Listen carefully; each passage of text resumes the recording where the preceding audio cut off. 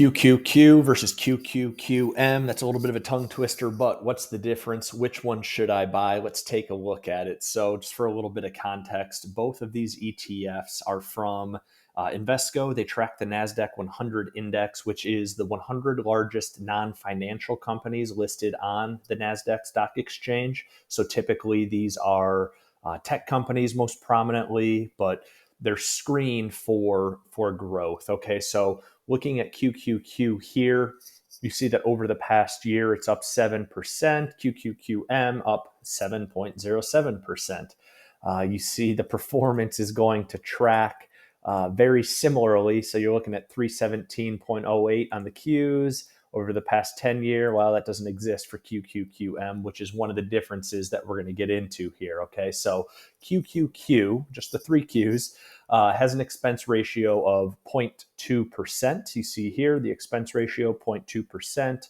and then the QQQM has 0.15%. So essentially, that means that investors of QQQ pay $20 for every $10,000 invested, whereas QQQM would just be $15, so $5 less for every $10,000. Now, that might not seem like a lot, but compounded over years, potentially decades, that certainly can add up over time. QQQ was launched in 1999, so it's got a far longer duration and previous performance that can be tracked. QQQM was launched in 2020, so little less than 5 years since inception. Now, really, what the difference is with QQQ, a significantly larger amount of volume that is traded daily, a lot more assets under management. Okay, so the higher liquidity of QQQ means that it can have tighter, what's called a bid-ask spread, right? And essentially that means that when you go to purchase shares of QQQ, you're going to be able to acquire those shares with a greater level of predictability as opposed to QQQM. Now, for your average retail investor, the difference is negligible, truthfully. But really, QQQ exists for active traders, institutional investors, and option strategies. If you're a long-term time horizon buy and hold type investor, truthfully, QQQM, gosh, that's hard to say. QQQM is a more attractive option because you are not in and out of these shares on a high enough frequency to truly appreciate the benefits of what that tighter bid-ask spread provides.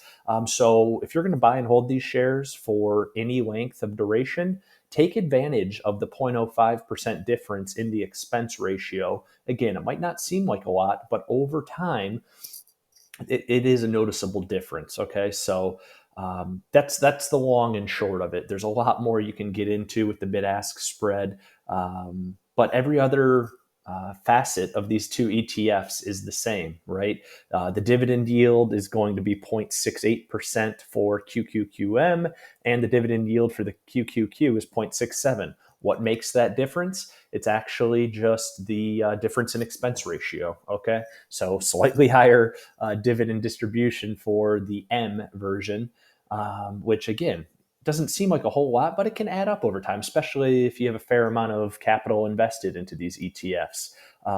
So we mentioned that it's tracking the same index and the same individual holdings. Well, let's take a look at that, and you're going to notice that yes, it is in fact tracking the exact same companies and underlying index. I can toggle between the two ETFs here that you're seeing on the screen. And what are you noticing? The numbers aren't changing from the sector holding breakdown or the top 10 holdings. It's tracking the same companies. The weightings are going to be the same. There could be very, very minor differences and fluctuations throughout the day between the two. But you see here, the weightings are the exact same. Technology is over 50% of these ETFs, tracking the same index. So it's over 50% just in technology. You've got communication at 16.2%, consumer cyclical just under 13%, consumer defensive or staples 6 2/3%, healthcare 5.8%, industrials almost 4%, materials 1.5%, utilities 1.5%. Energy 0.5%, financials 0.5%. Now, the NASDAQ 100, that the index that both of these ETFs are tracking, they don't include financials. So I would actually be interested to know what this near 0.5% financial is. I have to do a little bit more digging into that. But again, there's slight differences from a liquidity perspective, just because of the amount of AUM that is in QQQ. The history is a little different just because the Qs have been around longer than the QQQM variant, about a 20-year difference. But unless you're a very high frequency trader or you're an institutional manager, if you're a long-term investor or a retail investor, opt for the QQQM, save the 0.05% on the expense ratio, and call it a day. It'll provide you a slight edge over time. Okay, so the year-to-date returns as of April of 2025 for the QQQ, it's going to be 12.99%.